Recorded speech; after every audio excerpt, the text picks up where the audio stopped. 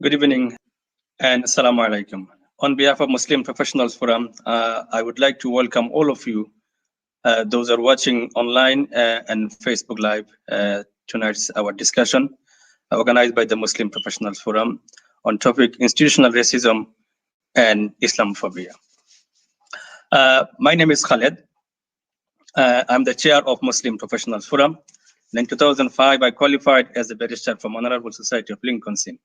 And thereafter, I qualified as a solicitor and then practicing as a solicitor. And I'm the principal of a solicitor practice based in East London.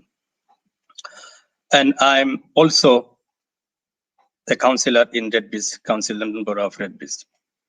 Tonight, we will be discussing on institutional racism and Islamophobia with a question: does institutional racism or Islamophobia militates against BAME and Muslim participation in the democratic process? And the questioning, asking, and may find some of the answer tonight, that are Muslim being co-opted by political parties seeking to tick the diversity box, or we making our mark on the public policy?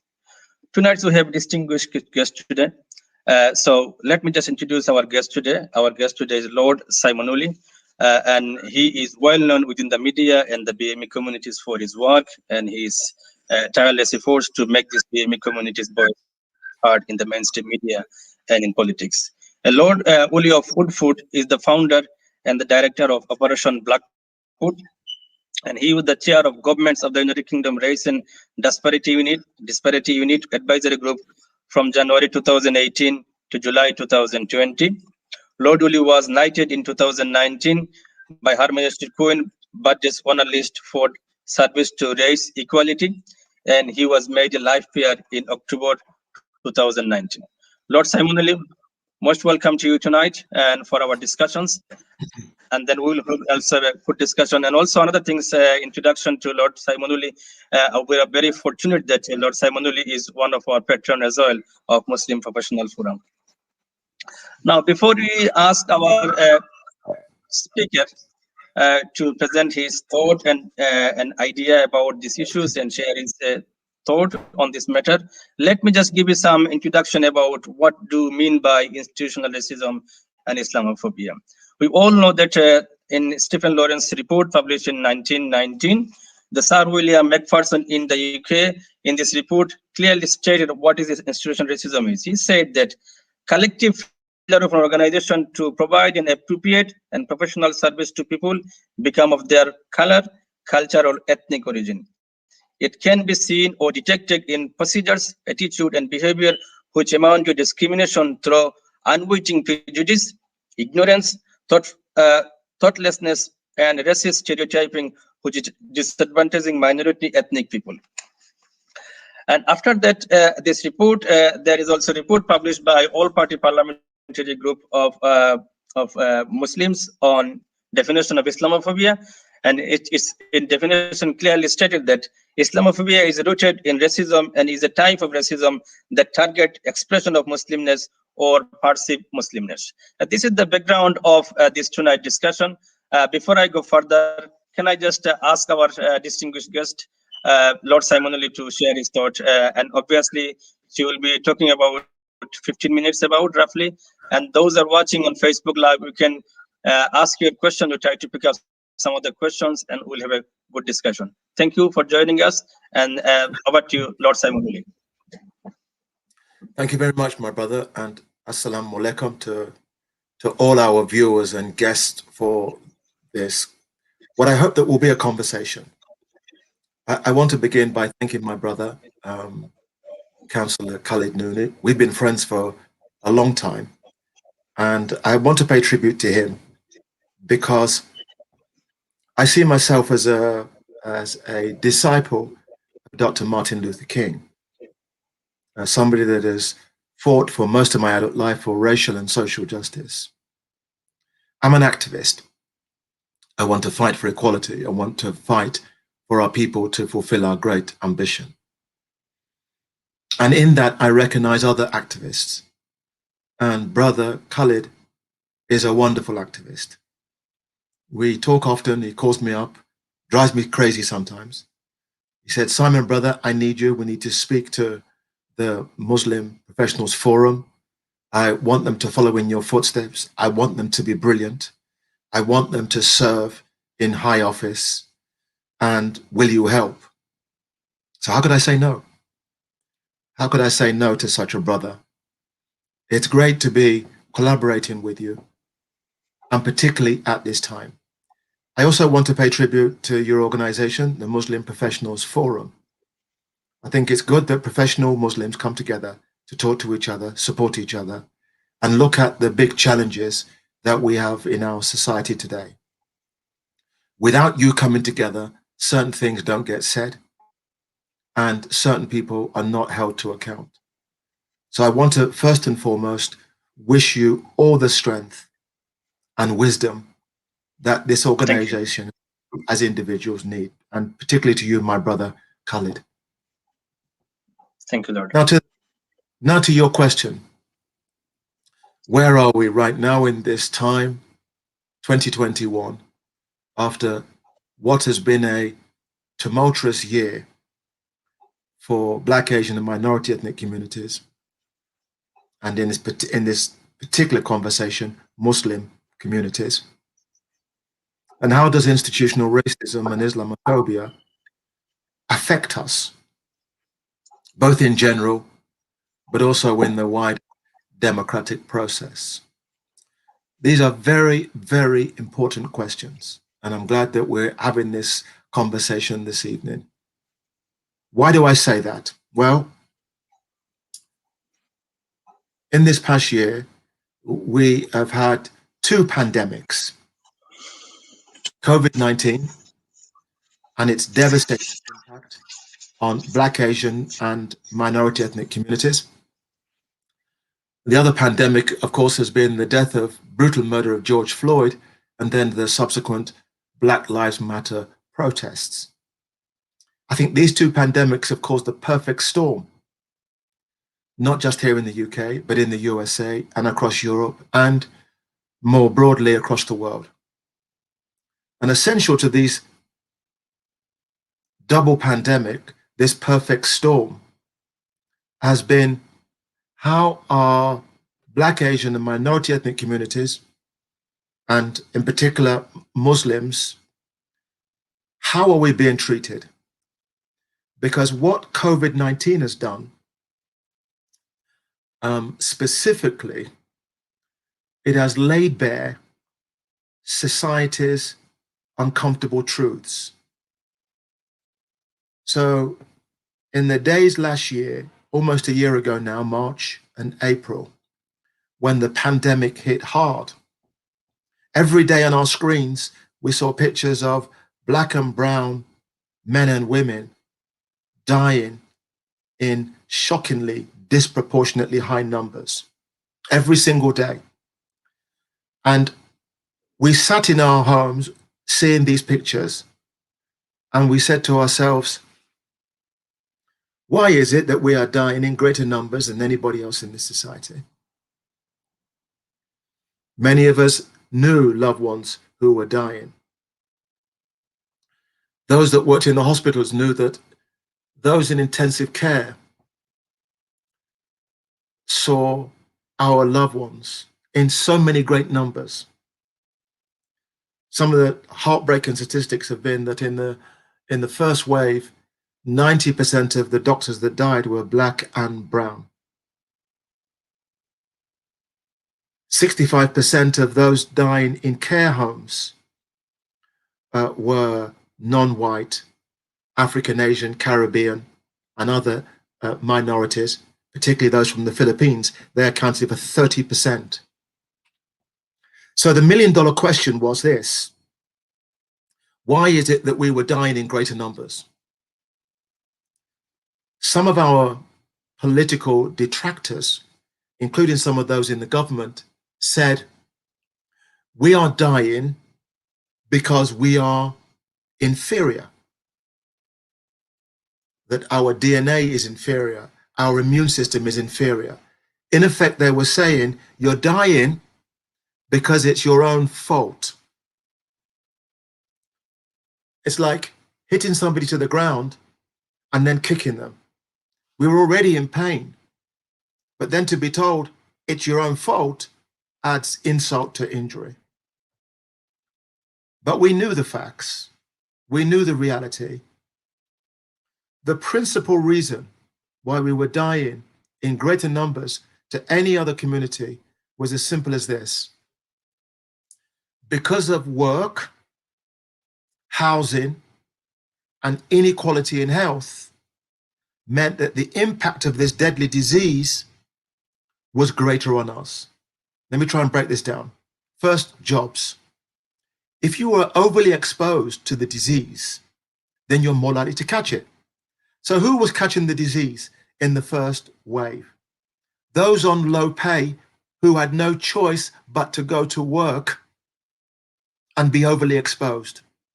Nurses, doctors, security guards, cleaners, frontline workers in shops, bus drivers, security guards.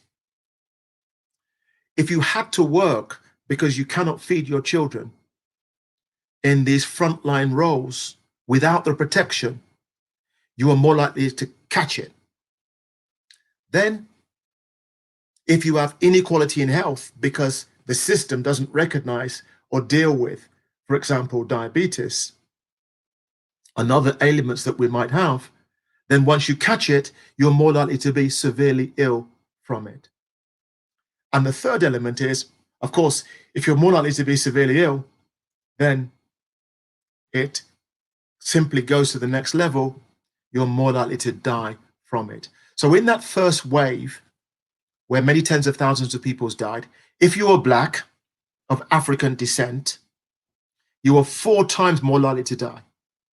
4 times. If you were Bangladeshi, Pakistani, you were 2 and 3 times more likely to die.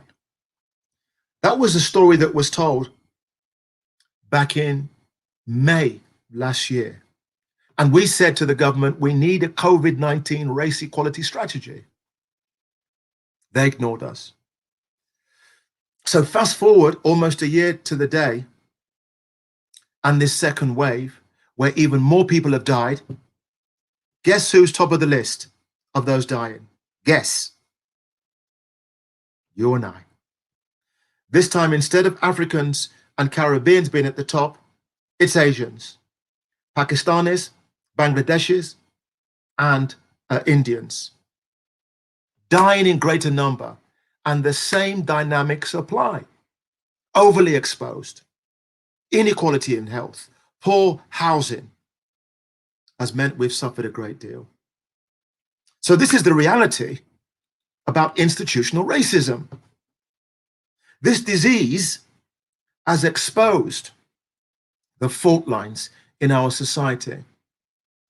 I heard a minister once, I was in the chamber, and a government minister said to me, Lord Woolley, I'm here to tell you that this disease is a racist disease. It targets African, Asians, Caribbeans. I've never heard something so stupid in all my life.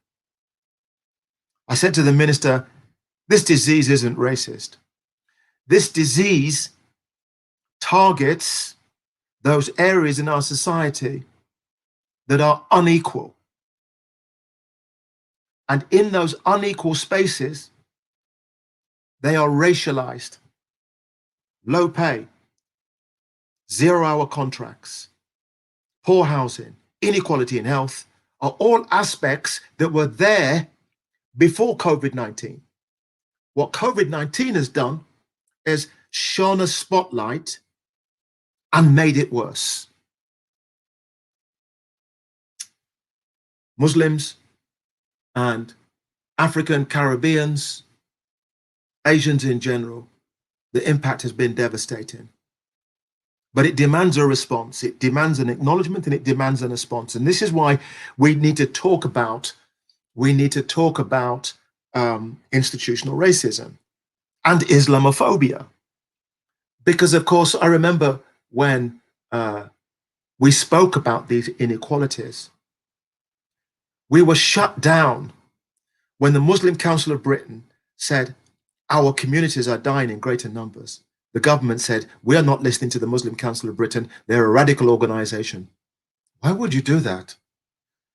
Why would you not only dismiss the evidence that organizations such as yours and others of saying how the Muslim community is impacted by COVID-19, but then to go a step further and say their lead organization is not an organization that we respect. It's a double hit.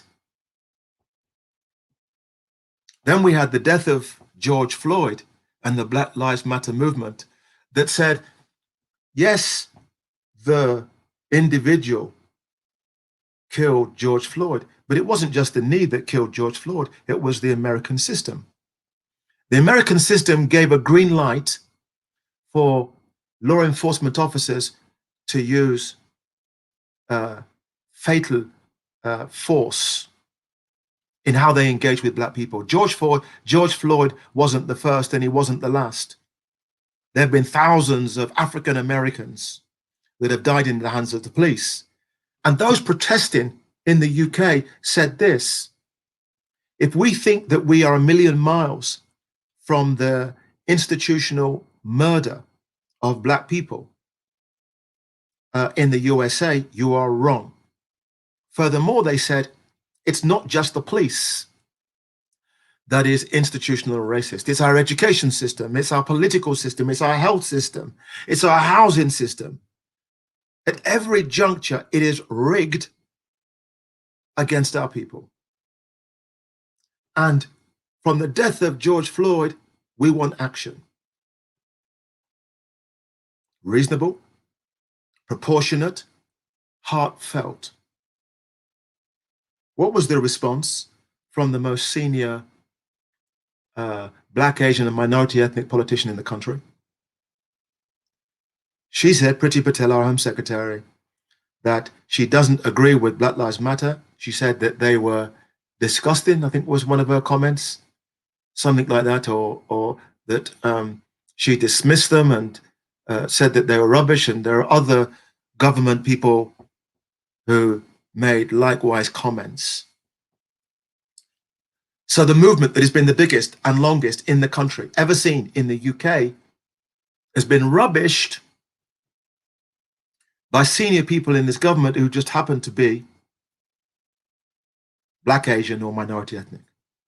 Which for me, Brother Khalid, as an activist who has fought for Black men and women to be in positions of power at the highest offices in the land, is heartbreaking. We have campaigned for people who look like Priti Patel to be in office, for them to turn around and say the movements that we belong to are no good. She couldn't have been where she is if we hadn't campaigned for race equality, for people like her to get into positions of power. We didn't campaign for her to be in power, for then her to rubbish everything that we are fighting for. It's heartbreaking. But look, I want to be on a positive. And on that positive note, that we must say to ourselves, we have to inspire and encourage a new generation of activists and politicians and lawyers and doctors and school teachers to confront racism, but also aspire in a generation to be brilliant, to be successful. It's a real challenge right now because in education, the gap for our children is going to grow because of COVID-19. So we have to come together. We have to come together and have a plan and ensure that the whole becomes greater than the sum of its parts. So I'm hoping now in the next 30 minutes or so, Brother Khalid, we can have a conversation and we can bring in others too. But the moment is ours. And I hope that we will seize it in the most fantastic way. Thank you very much. Thank you, Lord Simon Woolley, for your wonderful presentation and your introduction. That was a very thought-provoking. And I just wanted to share with you as well in this regard about what we said, that it is racism, institutional racism, is not about just only the politics or community. It's about health, the justice system, is about the housing, the political power, and education, and everything. And I think so. In this regard, when the two of the American activists, mainly Carmichael and Hamilton, wrote about in the Black Power, the politics of liberation, and they mainly clearly mentioned that institutional racism is less perceptible because it's less overt and far subtle in nature. And they also mentioned the racism originates in operation of established and respected forces in society, and thus receive far less public condemnation than individual racism.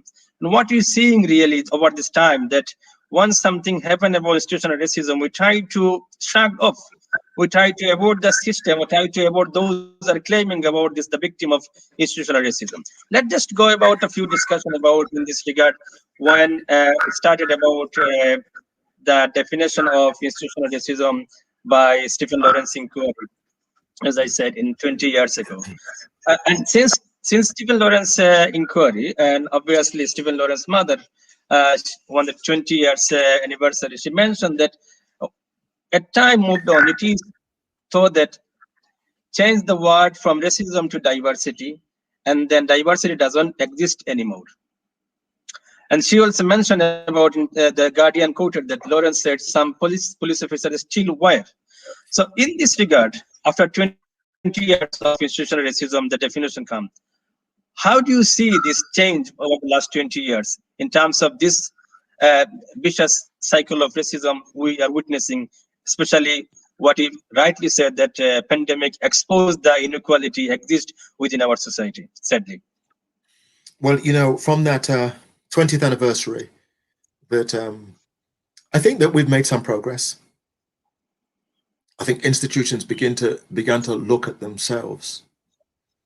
But, you know, sometimes you can go 4 steps forward and then 1 back and then another back. And I think that because the death of Stephen Lawrence was a long time ago now, some people were not even born when he was murdered, that we started to believe that we are in a post-racial world, that things are okay now.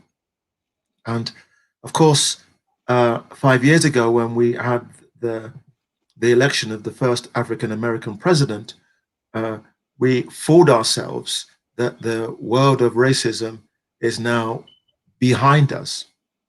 But what we forgot was this. Well, many of us didn't forget, but some chose to forget, that it's very difficult to undo 200 years of the enslavement of Africans, 200 years of colonizing African and Asian countries, and 50 years of 50, 60, 70 years of extreme racism. No dogs, no Irish, no black people. And so undoing nearly 500 years of extreme racism cannot be done in 5 minutes. And it cannot be done, this is the big point about this, Brother Khalid, until you recognize that the global institutions that we see today, the city, our education system, our health system, our housing system, our religion, the national religion, Church of England, are all predicated on institutions that emerged strongly from the discrimination of African and Asian people. So the infrastructure, the culture, the religion was set up to maintain that status quo. And so, yes, you can stop people being rude, but unless you change the system, the DNA in the system, you're not really changing anything. What happened with the Black Lives Matter movement and the COVID-19, it exposed the roots of many of our institutions are built on the inequality, the white supremacy model, that white is good and black is bad. White should be offered greater privilege, black and brown should be offered little or no privilege. You need to understand the structure if you want to change its outcomes. We have this opportunity now, but one, we need to acknowledge that, which means a deep dive into our institutions, and have a plan of how we rebuild better. And we have to tell the white people that because we are afforded equality and equity doesn't mean they will be afforded inequality. If we win, it doesn't mean they lose.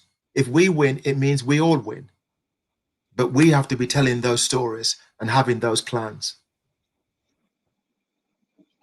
Well, thank you for this question of this your thought regarding this institutional racism. That is, obviously, it is no way we can say that it will go away because of 200 years of the institutional racism that is developed, and oppression and colonialism developed over the last 200 years. Obviously, we can see some visible changes, but why this change is proportionate, considering the demography and also struggle of the Black ethnic minority Asian communities as well. And in terms of these things, I want to mention about this, in terms of our population in this country, 14% of population is non-white, compared with 6.6% of police forces. And in London, where the minority population is 40%, only 14% of officers are from that group.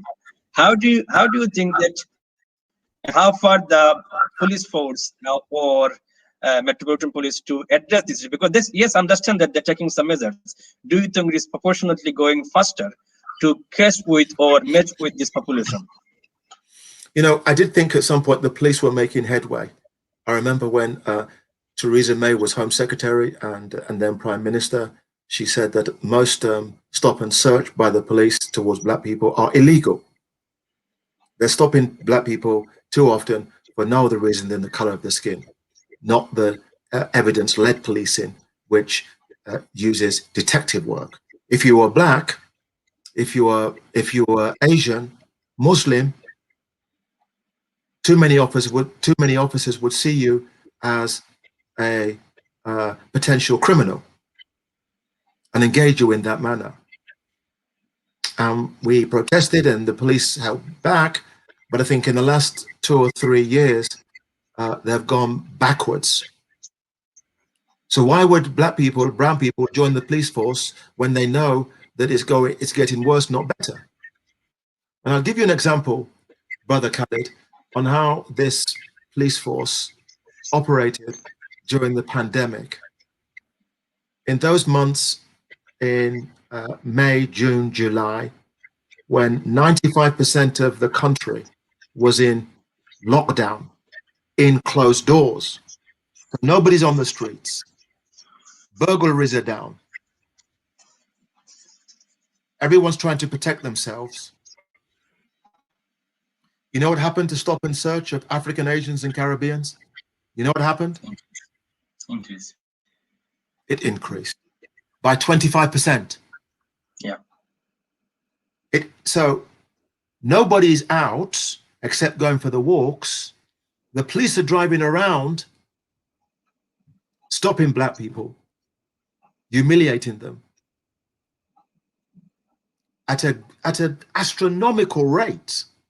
Because if you think about it, it went 25% up when no people are on the streets. These officers must have been driving around thinking, okay, where's the next Black person going for a walk that I can stop? How do we have confidence in our police when they see our children as potential criminals? Now, they don't all do that, but too many do. And it doesn't give us confidence that we can trust them. It doesn't give us the confidence that the police are policing by consent. I work, I'm a board member for an organization called Police Now, and we are recruiting detective officers, and I want them from our community.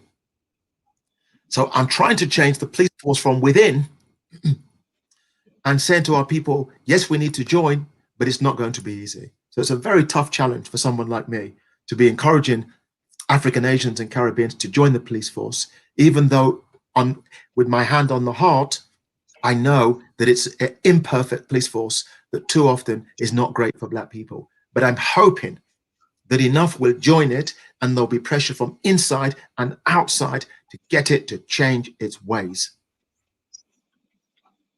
Right, thank you. I just wanted to quickly just touch on this. In 2009, the Trevor Philip, that time he was the chair of UK Equalities. And he doesn't wanted to use the term of institutional racism. He said that term was incendiary. And he said that it rocks the foundation of the police service and cause widespread anguish in government. In terms of what you just said about that, while everyone at home and some people going out for work, but still in this case, the stubborn hearts has been increased. So how do you distinguish that the culture has been changed? At the same time, you can see that evidence is going in opposite direction. So how can I find the proper balance in this regard? Well, I think Trevor Phillips on that point was wrong. And I think his views on Muslims have been wrong. And I'm disappointed in some of the things that he has said. But I think, look, that's the way it is. We know that there are detractors about our communities, whether it be black or brown, and Muslim and non-Muslim. We have warriors and disciples who fight for us, but not everybody seems to be on our side. Let me say that.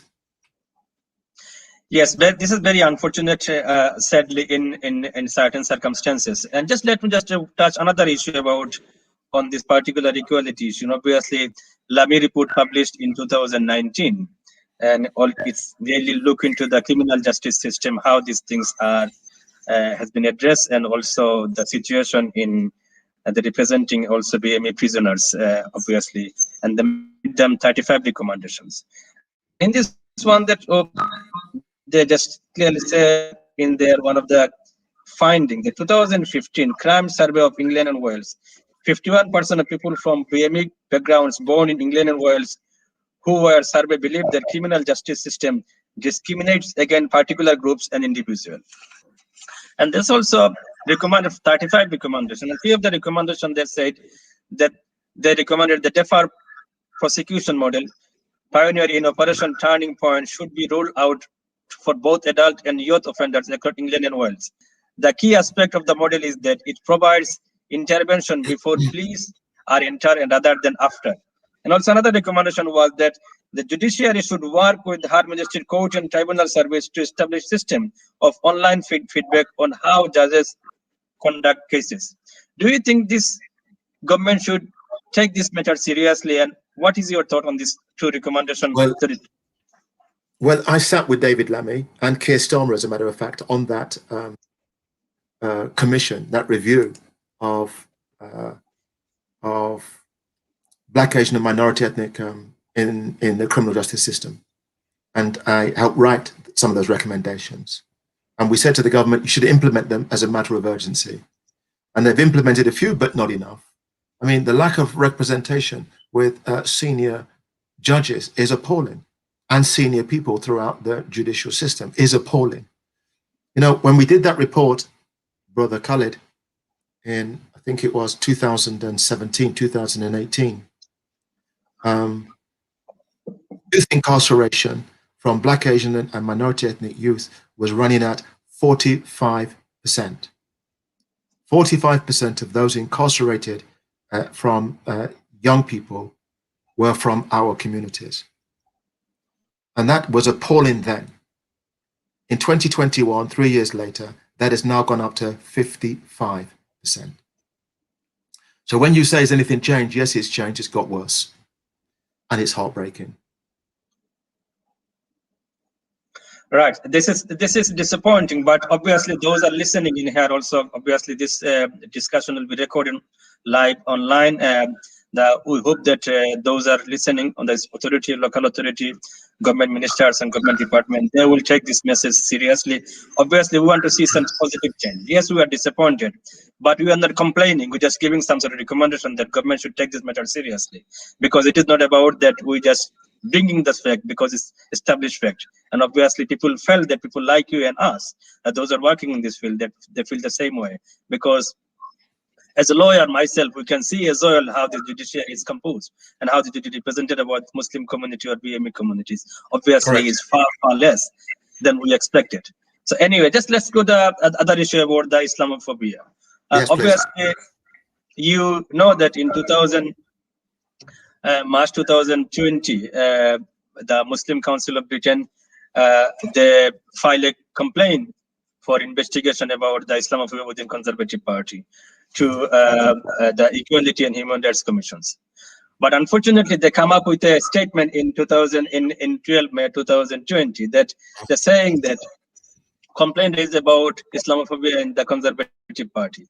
We have been given very careful consideration to complaints raised about discrimination and Islamophobia in the Conservative Party. We have concluded, in the light of the decision by the party to institute independent investigation, that it would not proportionate to investigate our own investigation at this stage. We will monitor the preview and requiring the party to review, provide regular update on progress. If we are not satisfied with the progress or how investigation is conducted, we will review our decision and do not rule out of those our legal powers. But obviously, Muslim Council of Britain, the branded is the facade. Do you think that equality and human rights commission has some blind spot when it comes to the Muslim issue and Islamophobia? I think it's I don't think it's a blind spot. I think it's a willful blind spot. Let me say that I think in some political quarters that they feel they gain political ground if they attack Muslims. There are some commentators out there that deride Muslims, Muslim communities, and they know that if they do that, they gain political capital from sections of, let me say, racist groups. And so they feed off that. And I would say to all our communities, African, Asian, Caribbean, particularly the non-Muslim communities, that we must stand by our brothers and sisters at this time. We must say to them, your struggle is ours and ours is yours. Because if we don't, today it's Muslims, tomorrow it is Sikhs, or it is Africans and Caribbean Christians. Often our powerful detractors feel that they can target what they see as those without a strong voice. And I find it despicable. I find it painful, but I am resolute in my support for this forum, for the Muslim Council of Britain, for Muslim groups around the country who have made such a positive contribution to our country. And I will not let the detractors get a pass, get a buy. If they attack you, they attack me. Simple. And I think that I would like to see the Labour Party do more. I would like to see all political parties, they're fundamental to come clean and say, look, we have Islamophobes in the party. They must be chucked out. Simple. As they would if they were anti-Semitic. You look at what they say, and then you swap Muslim or Islam for Jewish and Judaism. Just swap the words and see what you would do if they made the same abusive comments to Muslims. They would be gone. It's a critical time for us, and we must stand up and show that we can fight all forms of racism. It's a test for all of us, brother Khalid. It's a real test. And I don't think that all of our supporters have been strong enough to stand shoulder to shoulder in those that would attack Muslims so viciously. Yes, I think so. You're right that we are not strong enough. We don't have enough support within ourselves as well. As you said, that some of the within our community, they don't feel that they need to come in the same line of us, of our when you are collectively feeling the same pain, unfortunately. But in terms of this, that obviously, in terms of Islamophobia definition, that defined by the FPG Muslims, Conservative Party is the only party, biggest party, they not recognize these definitions. And how do you see that they can justify about that they are also consider about the equality issue seriously?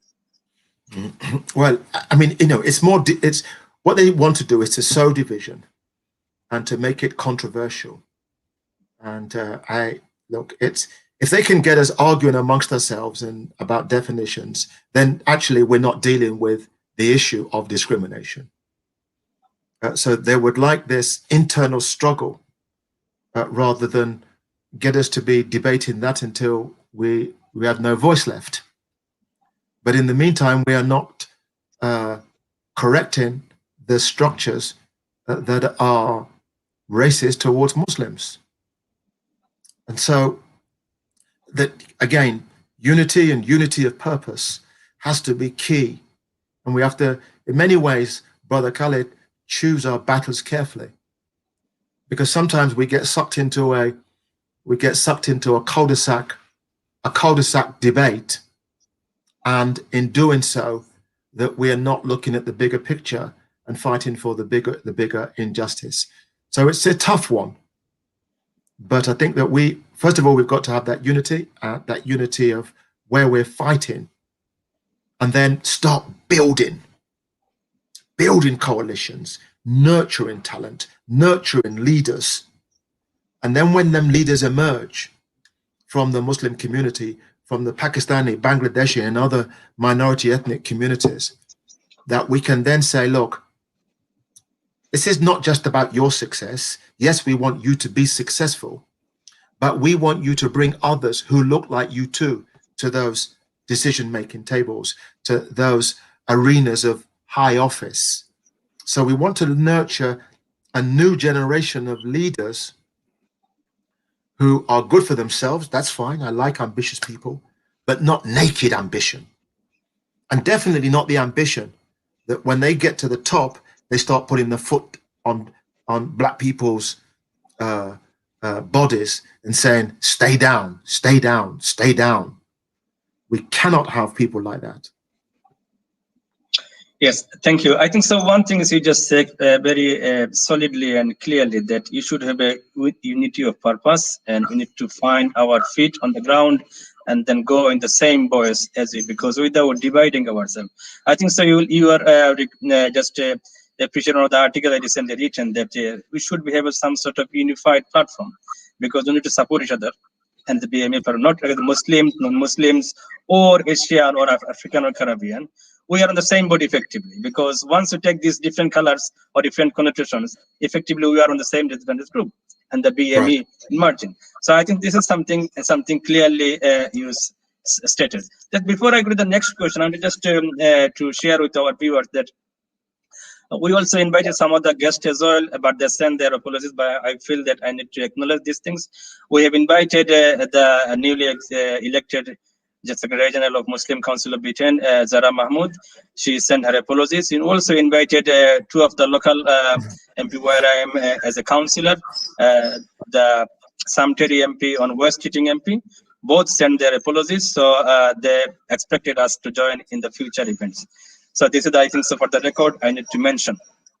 Can I just say, Brother Khalid, on that last piece that you mentioned about the historic election of Zara Mahmood to the Muslim Council of Britain, it gave me a big smile.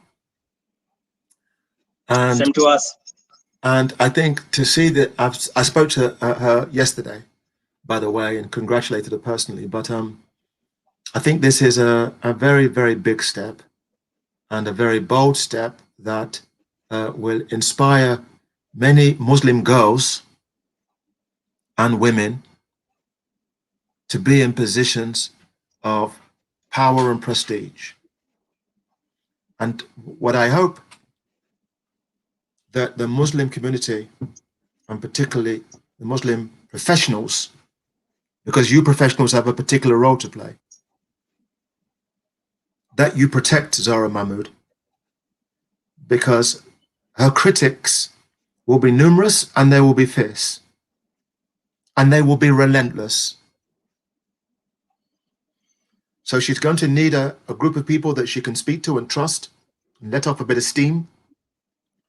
But when they attack her, they attack you and they attack me. And we must be resolute in that approach. I'm sorry that it's a little bit off. No, that's fine. Thank you. I think it's relevant.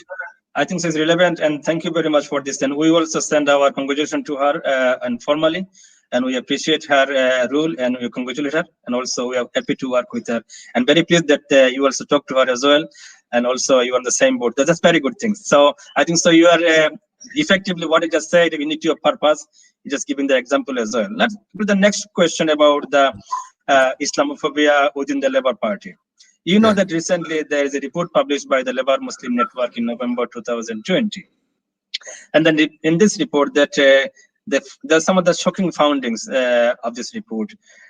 There's nearly half of, mainly 48% of Muslim members and supporters do not have confidence in the Labour Party complaint procedures to deal with Islamophobia effectively. It also report clearly shows that 46% of Muslim members and supporters disagree with the statement that I believe the Labour Party represents the Muslim community effectively, compared to 29% that agree. And also 59% Muslim members supporters do not feel who are represented by the leadership of the Labour Party. The same things are shown recently a report published by the Labour Black Socialist, and they're saying that the current leadership of the Labour Party has shown that it lacks the political will to tackle a culture and systems of anti-Black racism and Islamophobia within the Labour Party. Do you think the Labour Party is serious about those issues, historically as a party of anti-racist party? Well, it's not as serious as I would like. Let me put it that way. And on Islamophobia, I think that I would like them to be much stronger, much more vocal, and much more decisive about those that spew such negativity from within their ranks. I think this is a test for Keir Starmer. I know him, I like him, but he needs to, I would hope that he would deal with Islamophobia with the same political energy as he has done anti-Semitism. I don't quite see that, if I'm modest.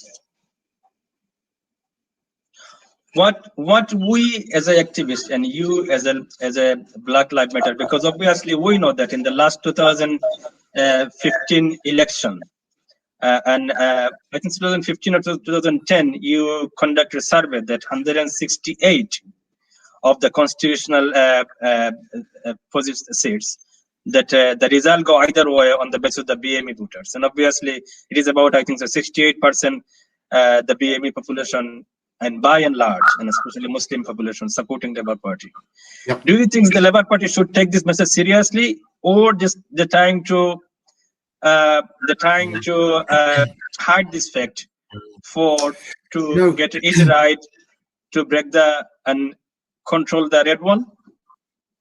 You know, the Labour Party are putting themselves, I think, in a difficult position because they feel that they lost the election because they lost the red wall due to Brexit.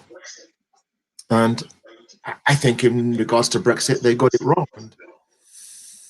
And now it seems to me that rather than convince those voters to embrace diversity, they want to give them a message that, yeah, we're speaking to you, but we're not speaking to others a similar way. I think all the political parties are vying for this northern white working class vote. And I think that's politics. But what saddens me, sometimes they're vying for that vote and at the expense of Black, Asian, and minority ethnic communities. So that's why you hear Priti Patel and others saying, we don't support Black Lives Matters, we support the white working class. Why are you pitting poor black people, poor Asians, poor Muslims against poor white people? If you're poor, and it needs to be addressed. If you're afforded inequality, it needs to be addressed. Why are you making the proposition that if you support black people, then you can't support poor white people too? It's divide and rule. I don't like it. We should resist it. And I hope that Labour don't go down that path, because it's a dangerous one to go down. Because once you start pandering to factions that are prejudiced, there are always those organizations that will go much further than you are prepared to go. And so it is a slippery slope to extreme racism and bigotry. I mean, we've seen it in the States with Donald Trump, with his white supremacists. And you think, okay, I've got an audience and I'll feed them hate, I'll feed them lies. And then all of a sudden you have a monster that you can't control, that is full of hatred. We need a message of unity. We need a message of hope that we all can progress and fulfill our potential. Not one of divide and rule, not one of division, Brother Khalid. Yes, same message coming from you again and again. I think so our leadership should understand these things, because I myself is feeling the same feelings like you feel, that is some reason it seems to me that Labour Party is trying to address this issue. They should have been doing differently. Put it like this way, because the way its approach has been taken, and I think so it will cost Labour Party, because I can see that Muslim community feel seriously about the Islamophobia within the Labour Party. I never feel like this in the last 10 years or 12 years since my involvement with the party's politics, that the Muslim community by and large, now is Black Labour socialist as well, feel the same way. This is something very serious, and I think the Labour Party should take this matter seriously as well. Let's move to the next question about the political participation, and this is the things we're just focusing today about democratic process. Right. Yes. In 2014, there's a publication from some of the members of Parliament at Rainbow about Westminster. There's a book published about the history of BME, MP and Lords, and statistics about this. This is saying that Black and Asian minority ethnic BME citizens are underrepresented in the House of Commons. Nevertheless, in the chambers, compositions has become more reflective of the general population as a result of 2005 and 2000 parliamentary elections. And I think so this is quite right. And recently it is since 2019 election. Yes, 19 election is 1 in 10 of 650 MPs elected this year are non-white. 10 are 1 year ago, and 1 in 40 MPs are non-white, according to research by the independent think tank of British Futures. How do you see this development? Because obviously we discuss all this negative stuff since Keith Bass became an MP, and after this time. Well, my understanding is it been changed. And how do you see now at the moment you are also fortunate enough to become a Lord and sitting as a member of House of Lords? Thank you for that. Look, when we started Operation Black Vote 25 years ago, so our anniversary 1996 this year, 25th anniversary this year. So you come and join the party when we can, hearty. But when we started, there were 4 Black, Asian, and minority ethnic MPs: Keith Bass, Paul Boateng, Diane Abbott, and Bernie Grant, the late Bernie Grant. Now we have over 60. We have the greater numbers because organizations like ours campaigned. Over 10% of all MPs that are in Parliament are through Operation Black Vote, our organization. Hundreds of magistrates, 100 councillors 3 mayors, including Marvin Rees in Bristol, and we hope Anne Rothery will become the Liverpool mayor from Operation Blackbird. So just because we have all these big questions on inequality doesn't mean we stop nurturing talent to go into political office.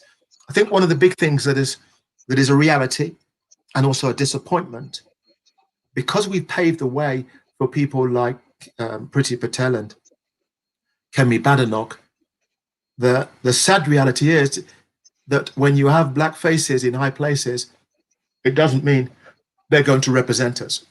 And sometimes they can work against us. Now, that is a sad reality, but it's one which tells us a number of things. One, that when we nurture talent, we must say it's not about you, it's about what you can do for the causes of tackling Islamophobia and racism. And we must reject those black political figures, leaders, who will do us more harm than good. Now, I don't want to mention any names, but that is the reality that we face, my brother. And our question is, can we nurture more professionals from the Muslim Professional Forum and Muslim Council of Britain and within the community to come forth, take their role, and then serve all our communities while still tackling Islamophobia and racism? They are the people that we want in our office. And it's not always easy, because sometimes the political parties are mischievous. What they do is they take a black person, a Muslim, or an Asian, and they put him in office like this, and they say, right, you do as I say. If I want you to rubbish black people, then do it. And some of our people will do it. That's the sad reality. And I think so, if you look into the shadow cabinet of Labour Party and also the actual cabinet of Conservative Party, it reflects the truth really, because if you see how many members from black ethnic minority community at the moment in shadow cabinet of Keir Starmer, obviously if you contrast with Jeremy Corbyn, the figure is clear.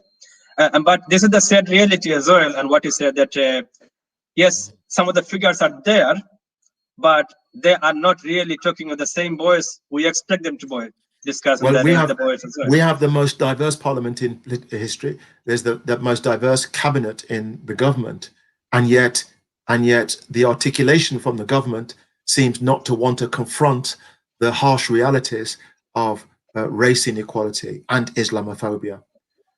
My brother, I've got to cook my son some food now. He's looking at me thinking, Dad, where's my dinner? Okay, all right. We'll be finishing in 5 minutes. We'll be finishing in 5 minutes, okay? The last two questions coming to you. Last two questions coming to you now. Okay, right. In terms of the BME representations and democratic process, do you think that our political parties, major political parties, should consider why there is the sizable percentage of the BME Muslim population that should choose the candidate from that community to reflect that community's aspiration? Well, look, I'm of the view that they need to have a diverse approach to selections. In some areas that you might have a big population, you might consider a Muslim representation. But also too, if you just go down that path, then you in effect saying that Muslim candidates cannot represent constituencies in non-Muslim areas. And I don't think that's true either. So you need a diverse approach to it. Sometimes yes, sometimes no. But what you need to do above all is to make sure that you've got a good number of Muslims, men and women, that are in winnable seats, and that they clearly are multi-talents, because nobody wants to be a Muslim candidate and they only see him as there because they're Muslim, and that's all they're ever going to do is tackle issues for Muslims. So you want the diversity of the individual thought. You want the diversity spread across different constituencies, including those where you've got big concentrations, but also no concentration at all. And you need to have a plan to do it. You need to nurture talent like we do with our leadership programs. that you find smart individuals and you take them on a journey, and they will then go into high office. Last question. Last question, yes. Last question is about your journey. I just come to about you now. You started Operation Blackpool in 1996. And then since your journey started, you take the struggle far away. And obviously, you also become successful and also now a member of House of Lords. How do you see your journey, and what is the advice to those that are expecting to come to political well, here's the thing. Is the point, Brother Khalid. For 24 years, I had no thank you at all. And I was fine with that. When you're an activist, you don't do it for yourself. You do it for your people, you do it for society. That should be your starting point. If I was awarded nothing at all, I would be fine by that, because I think that my life's been worthwhile.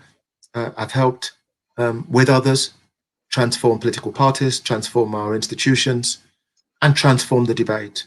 That's your prize. The fact that in 2019, I was awarded a knighthood and then elevated to the House of Lords is a bonus beyond my wildest dreams. But here's the thing about this too, that I know as a parliamentarian now, that given this position, I have to speak louder. I have to be hopefully a beacon of hope and nurture people, new people to come forward. So it's almost, Brother Khalid, I feel more responsibility now to be a bigger, stronger voice. But above all, because I have friends like you, I feel humble. You know, you call me up, you have my mobile phone, and you call me up and say, Brother Simon, and you know, you've always called me Simon, never, and which I demand, because you're a good friend, and you speak to me like you do your neighbor, or you know, just as a friend. And I think if you have good people that keep you honest, keep you grounded, then I think that you can continue being a help to society. So that's why when you said, listen, Simon, take an hour out of your weekend to speak with the Muslim Professional Forum, I said, of course, brother, of course. And now we will do it. We will have this conversation again. Thank you very much, Lord Simon Woolley, for your wonderful presentations and also your thoughtful discussion and sharing your experience and ideas. And we are very pleased to have you tonight, our discussion, and we have a discussion continue.